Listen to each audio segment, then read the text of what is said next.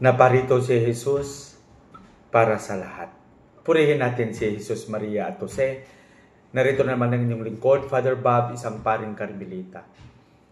Ngayon ay araw ng Lunes at nasa ika-24 na araw na tayo sa buwan ng Marso 2025.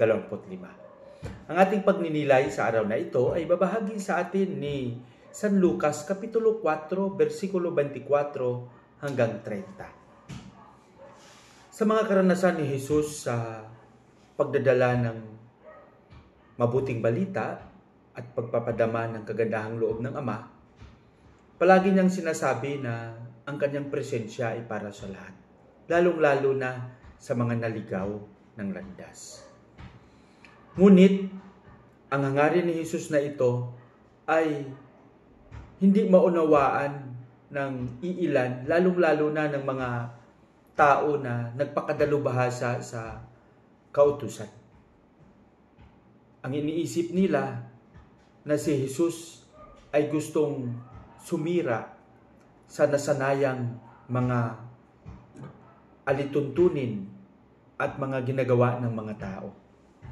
Kaya kung titingnan natin, pinapakita at pinapadama ito ni Jesus sa pamagitan ng kanyang patuloy na pakikisalamuha sa nakararami, lalong-lalo na sa mga mga makasalanan sa lipunan.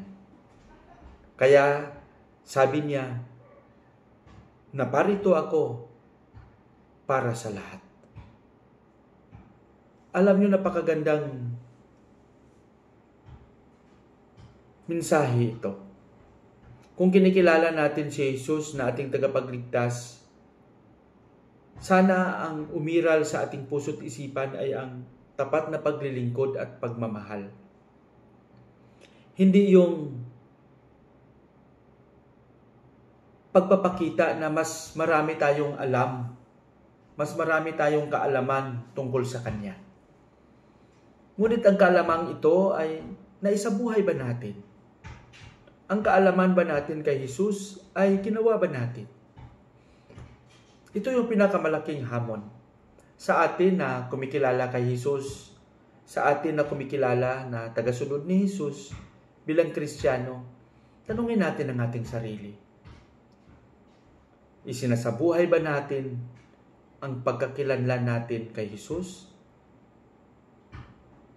Naging tunay at tapat ba tayong saksi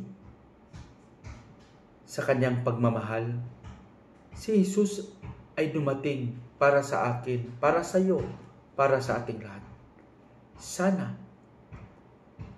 ang nadarama nating pagmamahal na ito ay maipadama din natin sa ating kapwa. Pagpalain nawa tayo ng Panginoon sa ating panalangin sa ngalan ng Ama, ng Anak at ng Espiritu Santo. Amen. Panginoong Hesus, maraming salamat sa iyong walang sawang pagmamahal. Maraming salamat sa iyong patuloy na pag-unawa. Alam na alam mo ang mga nangyayari sa amin. Kahit alam namin na hindi kami karapat-dapat, ngunit patuloy mong ipinapadama ang iyong tunay na pag-ibig sa amin. Hiniling namin ito sa pangalan ni Jesus na aming Panginoon. Amen. Sa ngalan ng Ama, ng Anak at ng Espiritu Santo. Amen.